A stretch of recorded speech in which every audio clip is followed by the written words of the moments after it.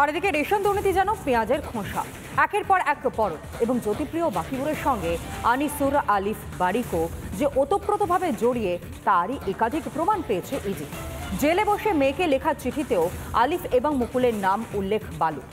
নিজে জেলে থাকলেও মেয়ের জন্য রীতিমতো মাসোহারার ব্যবস্থা করে রাখেন প্রাক্তন খাদ্যমন্ত্রী।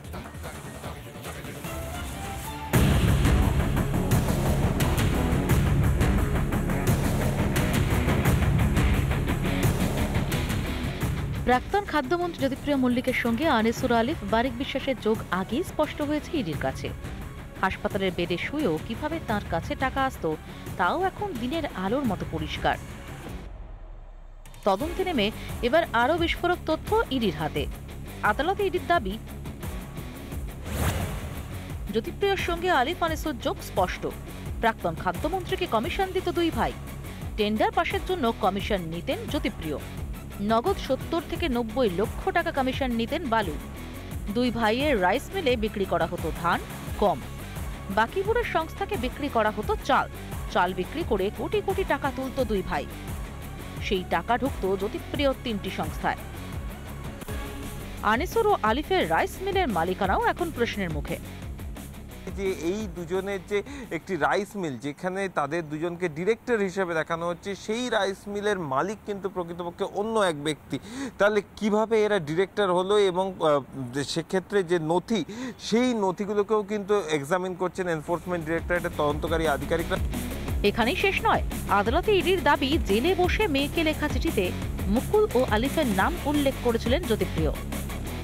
মাসে 10 লাখ টাকা পৌঁছে দেওয়ার কথা চিঠিতে লিখেছিলেন বালু। জ্যোতিপ্রিয় ছাড়াও দুর্নীতির অন্য মাথাদের খোঁজ মিলবে বলে আশা করছে বিজেপি।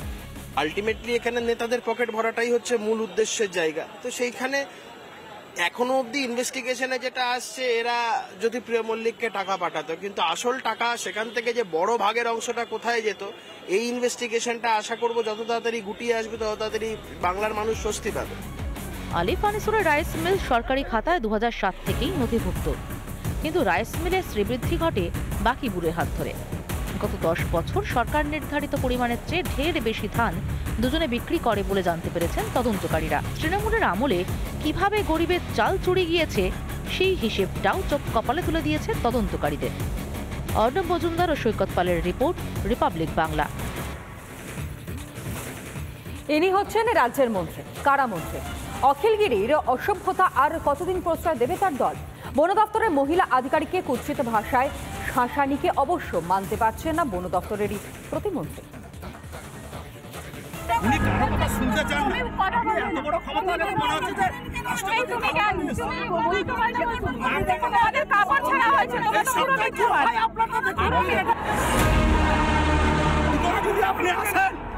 আপনি ফিরে যেতে পারবেন না, আমি আপনাকে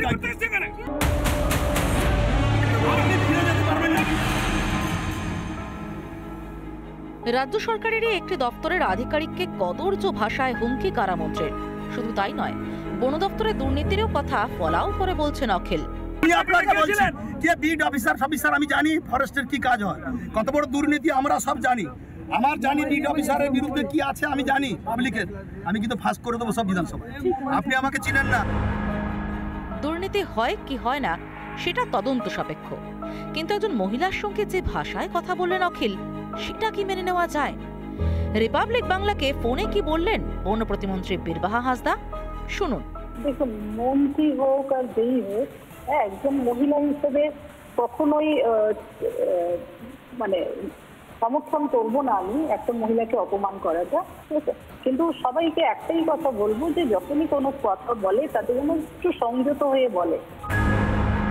তৃণমূলে অখিলের মন্তব্যকে সমর্থন করছে না, কিন্তু ব্যবস্থাও নিচ্ছে না। অখিলের বিরুদ্ধে পদক্ষেপ না করে এখনো শাসক দল 34 বছরের ফাটা রেকর্ড বাজাতেই ব্যস্ত।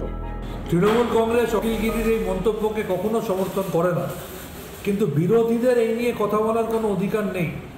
বামফ্রন্টের প্রয়াত অনিল বসু থেকে শুরু করে বিনয় কঙ্গার থেকে শুরু করে সুশান্ত ঘোষ সহ একঝাঁক বামফ্রন্টের নেতারা কীভাবে অন্যায় কথাবার্তা বলেছেন, কুরুচিকর মন্তব্য করেছেন মমতা বন্দ্যোপাধ্যায়ের বিরুদ্ধে।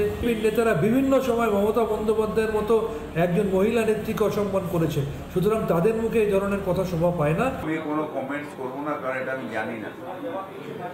আমার এখানে কর্পোরেশনের যা যা কোশ্চেন করার করুন, আমি করবো। অখিলের কুকথা নিয়ে মুখ্যমন্ত্রীকে বিনতে ছাড়ল না গেরুয়া শিবির। প্রকাশ্যে হুমকি দিচ্ছেন। যে ভাষায় আজকে রাজ্যের একজন মন্ত্রী কথা বললেন একজন মহিলা অফিসারের সঙ্গে, যেভাবে বললেন যে বাড়ি ফিরতে পারবে না, এরা যদি গুন্ডা হয় রাত্রে বেরোতে পারবে না, তাহলে মুখ্যমন্ত্রীর বিবৃতি, মানুষের সামনে মুখ্যমন্ত্রীর আশ্বাস আজকে কোথায় গিয়ে পৌঁছেছে সেটা দেখা যাচ্ছে। অখিলকে মন্ত্রিসভা থেকে বরখাস্তের দাবিতে রাজ্যপালকে চিঠি দিয়েছেন বিজেপি নেতা কৌস্তব বাগচি। তৃণমূল মুখে অখিলের সমালোচনা করছে, কিন্তু কোনোভাবেই তার প্রতিফলন ঘটছে না। শীর্ষ নেতৃত্বের প্রশ্রয় কি অখিলকে আরো বেপরোয়া করে তুলছে? রিপাবলিক বাংলা। আর এ যেন আরাবুলের দাদাগিরির একেবারে পুনরাবৃত্তি। প্রশাসনিক বৈঠকে বিডিওকে বোতল ছুড়ে মারার অভিযোগ পঞ্চায়েত সমিতির সভাপতির বিরুদ্ধে।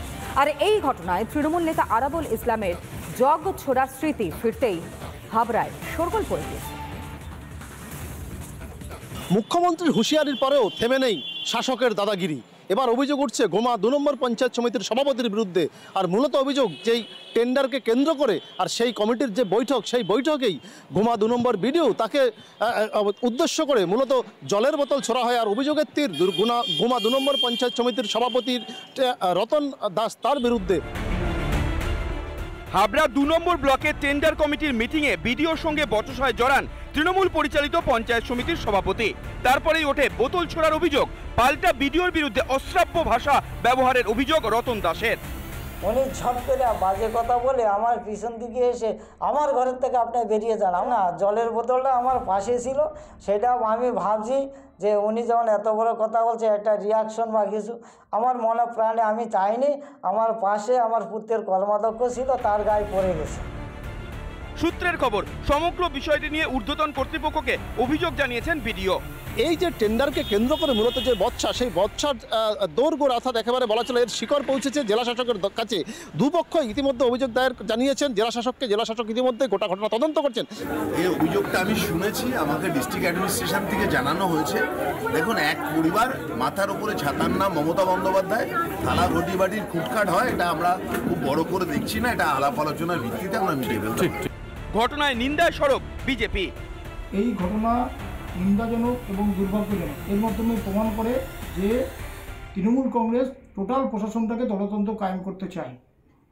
দুর্নীতির সঙ্গে আপোষ যদি যে বিডিও বা যে প্রশাসনিক আধিকারিক করবেন না, তারা সরাসরি তাদের উপর আক্রমণ করবেন। কবে থামবে শাসক দলের কেষ্টবিষ্টুদের দাদাগিরি? তবে এখন দেখার শেষ পর্যন্ত এই দুজনের বিবাদ থামিয়ে সাধারণ মানুষ তারা সমস্ত ধরনের সরকারি পরিষেবা শেষ পর্যন্ত পায় কিনা বা কবে পায় সেদিকে আমাদের নজর থাকবে। উত্তর 24 পরগনা থেকে টিটপ বিশ্বাস, রিপাবলিক বাংলা।